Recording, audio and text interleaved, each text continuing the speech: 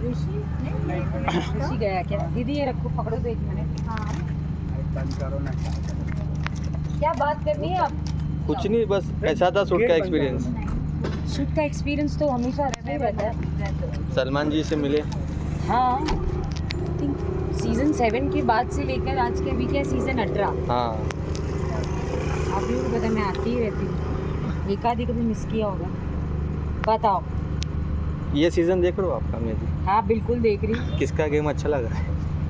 चुम का गेम अच्छा लग रहा है, करणवीर का अच्छा लग रहा है, अविनाश, रजत, टिफिन भी थोड़ा अच्छा कर ले तो बात ये लग रहा है। विनर कौन लगेगा इस बार आपको? कोई भी हो सकता है, आप लोग जिसे सबसे ज़्यादा वोट दे दो वो लेकिन बन सकता है विनर।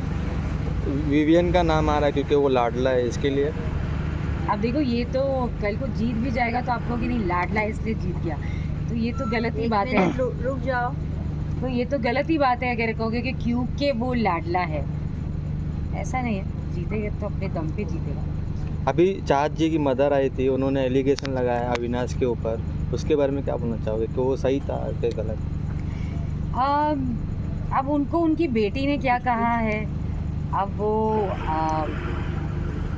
जिस तरीके की वो मुझे दिखी है, मुझे इतना तो समझ में आया है कि वो एक ऐसे बैकग्राउंड से आती है जहाँ पे बहुत ही सीमित है सोच। एजुकेशन नहीं हुआ,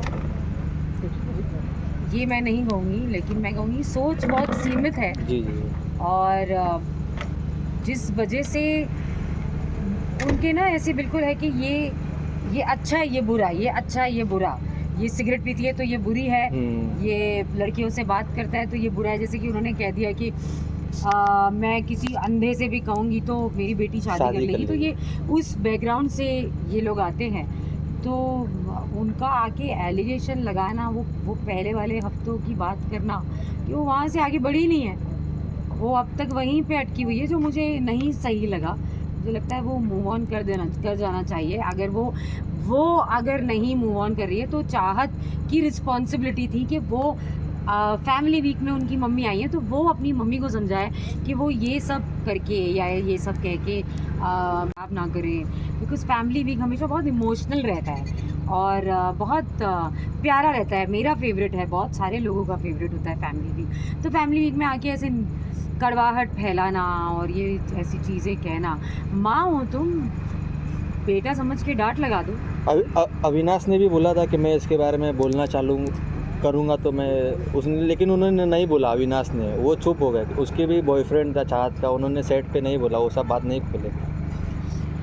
वही एक फ़र्क आता है ना कि आप या लड़ना चाहते हो या फिर आप एज देखकर आप एक स्टेप पीछे लेना चाहते हो। आई थिंक अविनाश ने बेटर किया जो वो नहीं लड़ा, क्योंकि अब एज डिफरेंस तो देखिए, आप कहाँ लड़ोगे, किससे लड़ोगे। वो चाहत की रिस्पॉन्सिबिलिटी बनती थी, चाहत को रोकना चाहिए था अपनी मम्मी, चाहत को बोलना चाहिए था कि मम्मी नहीं आप गलत कह रहे हो या गलत कह रहे हो या आगे बढ़ो, अब सॉर्ट आउट हो गया।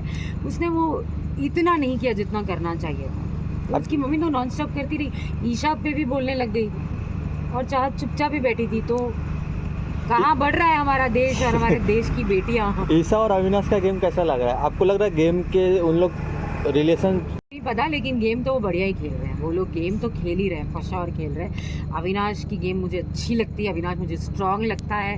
अविनाश कभी भी ऐसा डल मोमेंट नहीं आया है कि अविनाश कुछ नहीं कर रहा है या अविनाश को चार्ज करने की ज़रूरत है या कुछ बोलने की ज़रूरत है कि पुश करने की ज़रूरत है। ऐसा मुझे कहीं भी नहीं लगा अविनाश की जर्नी में। अविनाश हमेशा पेप्टअप रहा है और बिल्कुल नॉन स्टॉप उसने गेम खेली है। समवेयर अविनाश की मम्मी को भी ईशा के साथ क्लोजनेस, वो दोस्ती पसंद नहीं आ रही है। हाँ, ऐसा हमें दिखा कि उनको ये नहीं कहूँगी पसंद नहीं आ रही है। आई थिंक उनका कहना ये था, जो मुझे समझ में आया, और मैं बहुत खुल के बोलती हूँ, कि बीच में हमने कई बार देखा है कि अविनाश के रिश्ते ईशा के रिश्तों पे के आधार पर होते थे। ईशा के लिए लड़ना, ईशा के लिए अनफेयर होना, ईशा के लिए बायस्ड होना। अविनाश ने एक ऐसा दायरा बनाया था कि ईशा है, ईशा को जिताना है, ईशा को टाइम गॉड बनाना है, तो मैं अनफेयर हो जाऊंगा। तो और अब जो अविनाश का एक एग्रेशन बाहर आया था, जहाँ उसने बॉटल फेंक दी थी, जहाँ वो फ्रस्ट्रेट हो गया था, उसकी बात नहीं सुनी। कोई भी माँ नहीं चाहेगी कि उसके बेटे का ऐसा कोई रूप नेशनल टेलीविज़न पे आए, और वो भी इसलिए आया था क्योंकि ईशा उसकी बात नहीं सुन रही थी।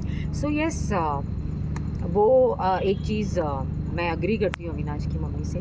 और अविनाश का गेम है, उसका है खुद के लिए, लेकिन जब ईशा की बात आती है ना, तो वो कहीं एक मिली भगत हो जाती है, वो सोलो प्लेयर नहीं उठकर आता अविनाश कहीं ना कहीं रिश्तों में विवेन भी उलझे हुए हैं, भी प्रायोरिटी पे, करण भी फ्रेंड है नहीं है, फ्रेंड भी है। तो क्या कह रही हैं आप, रिश्तों में उलझे हुए हैं? मुझे लगता है इस बारे में मैंने कुछ बातें की हैं, आप कल के एपिसोड में देख लेना, तो आई थिंक वहीं बेटर रहेगा। हर जगह क्या एक ही बात को। सो लेकिन के इतना है कि मेरी बहुत सारी दुआएं हैं विवेन के साथ, और मैं दिल से चाहती हूँ कि वो आगे बढ़े।